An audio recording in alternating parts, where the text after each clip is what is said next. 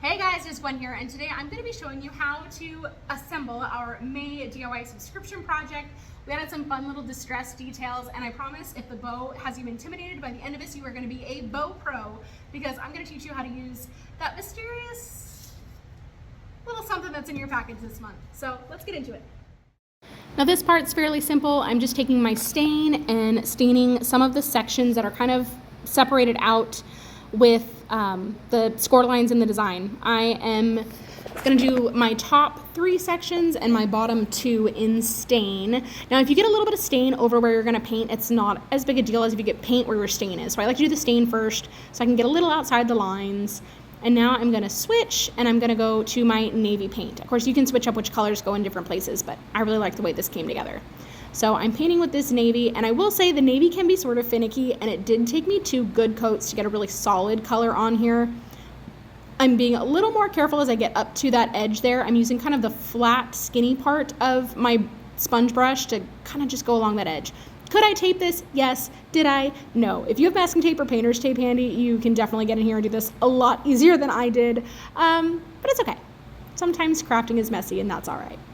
So I'm gonna get down in through here, make sure I cover this whole section, get down towards the bottom too. I wish I could paint this fast, but for this tutorial, I like to kind of speed the parts that take a long time up, because I don't want you guys to get bored watching this. So all this part filled in. All right, that looks good. Now I'm going to switch and I'm going to sponge paint my letters. I'm doing the outside of my stars and my hello in white. So I'm going to take my little sponge here and into the paint, and I'm just going to dab, dab, dab and cover my whole entire words and my little stars. Now I'm going to have some white paint left over at the end. I'm going to show you guys how to distress this. You can use a chip brush for distressing too, but we're just going to use the foam brush, and it's going to do just what we need. So I'm just going to sponge over all of these pieces. All right, now I'm finishing up the hello, and I'm going to move on to the outside frames of my stars. Same idea, I'm going to just sponge paint and dab, dab, dab, try to hit just the face of the stars. If I get some on the sides, it's really okay, but I'm trying not to get too much paint built up on the inside of the stars, because then if you are going to nest your stars in one another, they don't quite set down into each other quite as well, because there's more paint hiding in there.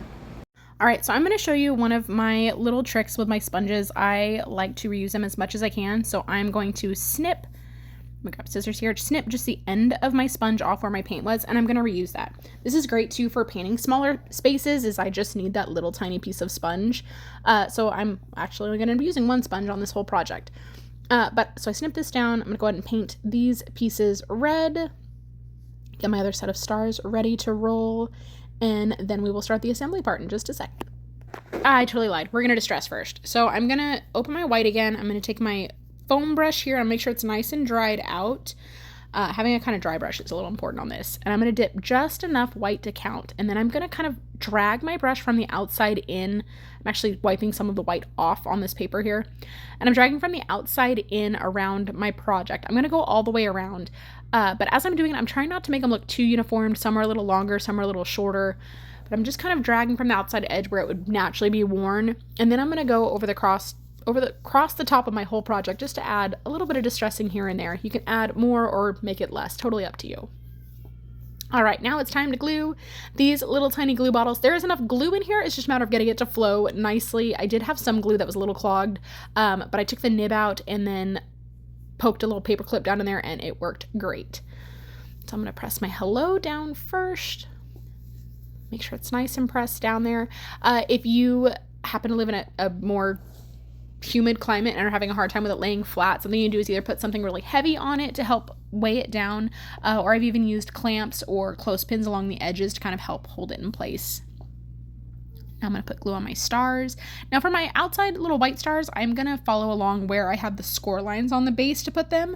But I think for this one, we're going to do something a little different with the red stars than I did in my sample photo. So let me get these all in their home. And now my red ones, I'm going to scatter them instead of nesting them. So we're going to kind of put them in place, get a feel for how I like them, and then go back in and glue them down. All right, I think I've got one more, or is this my last one? That's my last one. So I'm going to give everything a nice good press, and then I'm going to get ready to put my string in the top. So what I do is I tie kind of 2 knots right on top of itself, pull it from the front to the back, and then I go back to front and tie 2 more knots on the other end. So it creates just these little little hold knots in the front. All right, so let's talk about this contraction right here. I'm not gonna open this one because I'm gonna save this one for someone else, but to give you kind of an idea of how this one all goes together, you're gonna have 4 pieces that are gonna be kind of like a single spine, I guess, that have a little tab in the bottom of it that's gonna go in your 4 outside pieces, and then you're gonna have 2. This was my first prototype, and I made this lots a little too small. Yours should fit flawlessly though, but your 2 longer pieces that kind of look like weird football goals are gonna go in the middle part, facing out, and you'll have these 4 tabs that go in here. And this is gonna be what you're gonna use to help create your bow. And this is something that you can continue to use. I've been asked several times to offer a bow making class of some sort, and I have not done it yet. But this is gonna help you with that. So these are gonna help you keep your bow in place and all work together. So let me switch the camera around and I'll show you guys how that looks.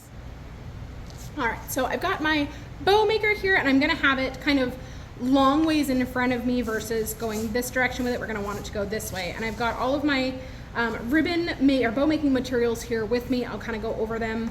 Oh, and my pipe cleaner, of course. You may have gotten a red one, you may have gotten a blue one, but either way, it's gonna be fun and coordinate with what we're working on. So the first thing I'm gonna do is I'm gonna take my pipe cleaner and I'm gonna put it down through this center piece. If you should forget to do this part, making a bow, it is okay. That's why these parts are raised, is so that if I get all my ribbon in here and then make a mistake, I can still put my tying piece underneath there. But I'm gonna start with that part. Now the first piece that I'm gonna put on there is gonna be this big burlap piece, because it's going to be sort of the foundation of my bow. It's gonna be what gives it life. And all I'm really doing is kind of tri-folding it. So I'll flip it this way. I've got this piece, I'm gonna fold one part over this way and one over this way. And I just want these 2 flaps to overlap enough so that when we scrunch it all together, they're gonna stay in place. So if you want it a little bigger, you can make this a little bit less compacted. If you want it smaller, you can make it tighter together. But I've got, I'd say probably about 1.5 inches, 2 inches worth of overlap on this part of my burlap. But I'm gonna make that so I've got sort of like a tube almost, but then I'm gonna take my edge and I'm just gonna kind of scrunch it together in the middle. Crunch all this down, straighten it up. And the upside is this bow is very, very forgiving, so it does not have to be perfect, and it's not meant to be perfect. So we're gonna scrunch this guy down here. So this is gonna be my bow base, and I'm gonna shove this down through all the center pieces. So it's okay if it gets scrunchy, because we're gonna fix it when we pull it out. But for now, we're just using this like an extra hand, shoving it down in there, and it's gonna hold its place. Next, we're gonna use, I love the look of tattered, torn fabric. I think it's so, just, I don't know, it reminds me of like rustic things and whatever. So I've got these 2 different ones. We've got the star and the stripes here. And you could go wide like this. I wanna go a little bit thinner with mine. So what I'm actually gonna do instead of cutting it is I'm gonna trim a little bit on the end here, just enough to give it a good snip. And then I'm gonna take my edge and I'm gonna tear it. Now, is this gonna make a little bit of a mess? Yes. Is that okay? Also, yes. So I've got a little bit of a torn edge there. I'm gonna come back over here. I got a little off on my tearing, so I'm gonna create another little snip. And I did not use all of this fabric in my bow, so don't worry about not having enough. I tore in the wrong spot on that side. All right, we're gonna try again on this side. That's real life for you. So we're gonna snip again on the other end of it, and again I'm gonna tear. There. That time I got it nice in the middle. Awesome. So I've got these torn, tattered, fun pieces of fabric, and now I'm going to, if I wanted to tear this outside piece, you just kind of pull at it to fray some of it. As long as I've got one tattered edge, I feel like it kind of just, it does what it's supposed to do. So that's gonna be the width of my ribbon pieces, I think. If I can pull it just a little bit, it's gonna give it some of that tattered and let it go. But you can pull the extra strings out, because sometimes you'll have extra little hangy outy strings. You can also do this at the end, go through and any of your extra strings, just pull them out of place. We'll get them all scattered out. But I'm gonna take this big piece of ribbon, it's all stuck on me, and I'm going to take a section of it and just kind of eyeball this part. I'm gonna end up taking it down through this middle part. Again, I'm doing this face down because when I flip my ribbon on this next part, I want this part to be on top. So I'm gonna take some space in there. I'm gonna pull this over. And what I'm doing is I'm just taking this top edge and folding it down. I'm shoving it through these 2 middle sections and then down through this one. I'm gonna do the same thing with a piece on this side. And I shove it through those 2 middle ones, I guess 3 if you count the outside, and shove it down to this bottom part. So that's gonna be the length I'm gonna use. So I'm gonna pull that back out just so that I can get my length piece cut. I'm gonna gonna trim it right here. And I'm gonna come down here and trim this. And I will show you, my ribbon is thicker on one side and thinner on the other. It's okay. It's gonna make it look really cool when it's done, because you're gonna have all kinds of topsy-turvy sides. If you try to go too perfect with this, sometimes it doesn't quite work out.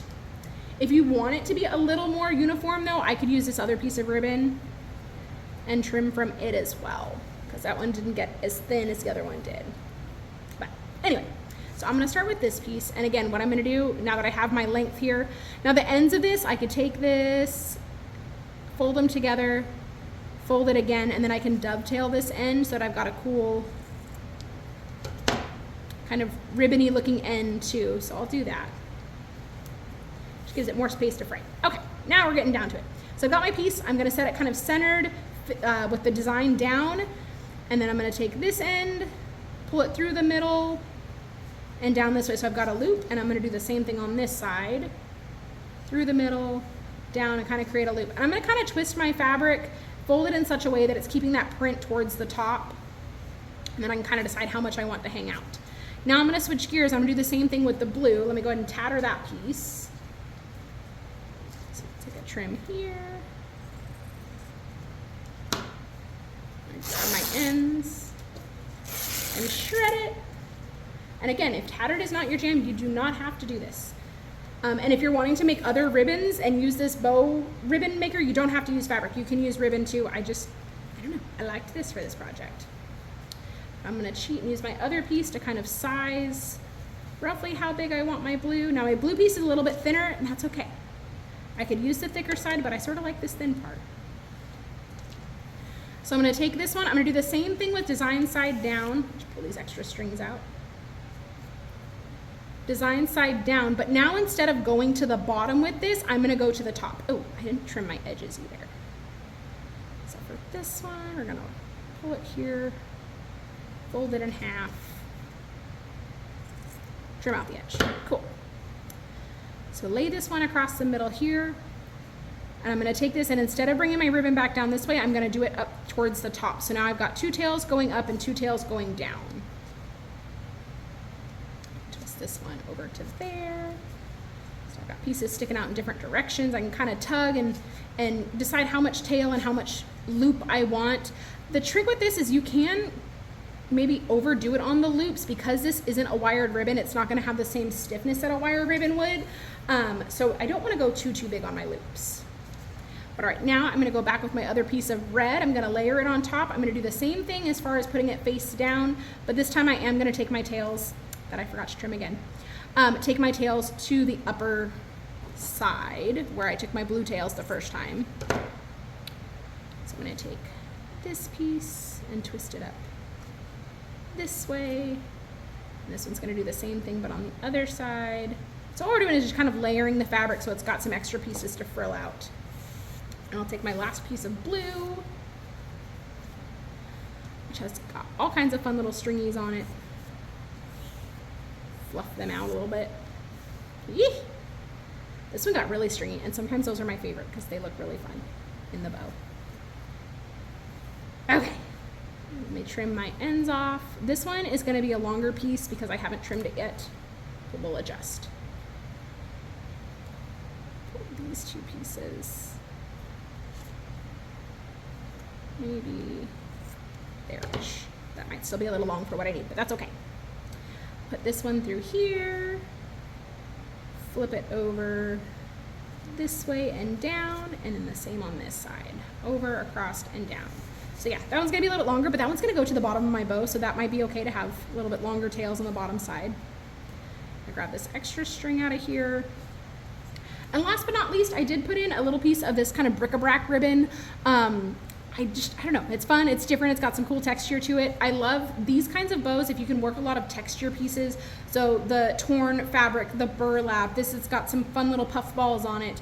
I don't know, I just feel like it helps build it a whole lot. So I'm gonna lay this one down through the middle, and this one, since I just have the single piece of it, I am gonna put towards the bottom so it kind of acts like extra tails. This one I'm not worried about getting quite as far out. So I'm gonna take my scissors just for good measure. I'm gonna kind of scrunch it down in the middle, and then I'm gonna take my pipe cleaner up and around through here, and and I'm just twisting the pieces across from each other. I hope you can kind of see that, so that it sort of, I don't know, gives it some hold.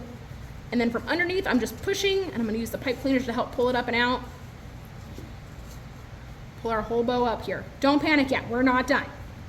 So I'm going to grab my pipe cleaner that's crisscrossed against itself. I'm going to pull it around to the back side, and then I'm going to twist it behind it. So that's going to be the center foundation of holding my bow together. And then I've got all these pieces up here that I can kind of play around with and pull a little bit here and there to make sit different directions. I can pull this bric-a-brac piece kind of to the front of it all, because that's the piece I want to be sort of my center of attention.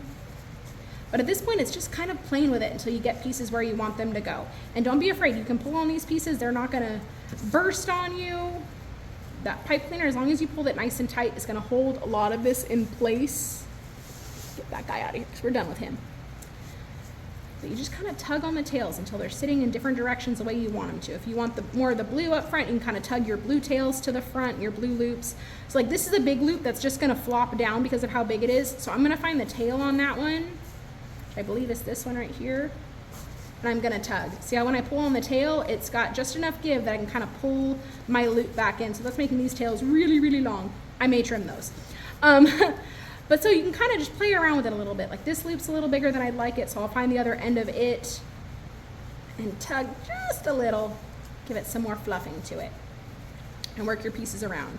Now, how do we get this onto our actual project? Yeah, I'll fluff around with this one. It's more in my face and less out here. On the back side here, we've still got these pipe cleaner guys hanging out. You are gonna take that weird little black piece, and if you'll notice, so this is the cable tie mount. There's these 4 sides to it that have little loops in it. What we're gonna doing is we're gonna put our pipe cleaners, one going this direction, one coming this direction, across from each other, through those loops, and then we're gonna cinch this down real tight on the back of our bow, and then it's gonna make our bow, oops, this part is sticky, so we're gonna pull that piece off when we're ready to attach it to our door hanger, and it's just gonna stick right down. Now, if you want to use something like a staple gun or anything, you definitely can add staple guns to the back of this. It's just gonna give you more meat to hold on to than just the burlap ribbon by itself.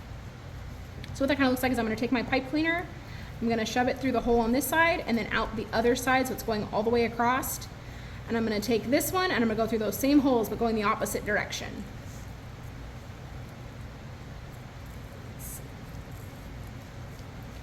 you can see I've got it going across and across from each other.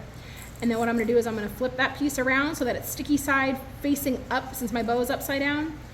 And I'm gonna pull that pipe cleaner nice and tight. And then I'm gonna take these excess ends, and it's kind of up to you. You can either pull them back around the front and put them as part of your bow, or I like to just kind of twist them back here and then twist them around the underside of this guy to kind of tuck my ends away. And then what I usually do is I take this part and I sort of twist it, because at some point it feels like it almost like locks itself. It just kind of runs out of pipe cleaner to twist, and it's less springy right here. So right about there, I think is probably fine.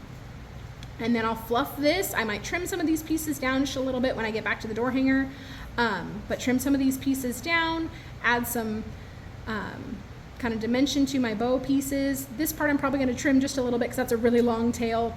And then when I'm ready to stick it down, all I have to do is peel this piece off and stick it right onto my door hanger and see what it looks like. And there she is, all ready to put on my front door for 4th of July, Memorial Day, all the summer things, all the patriotic holidays. We had looked at one that said 4th of July. I thought about it, but I really wanted something that would work for anything patriotic themed. We did the scattered stars on this one. Your example photo does have just the nested stars, so it's really up to you on how you want to set this up. We could have gone centered on the bow too, but I just kind of like it just a little off to the side.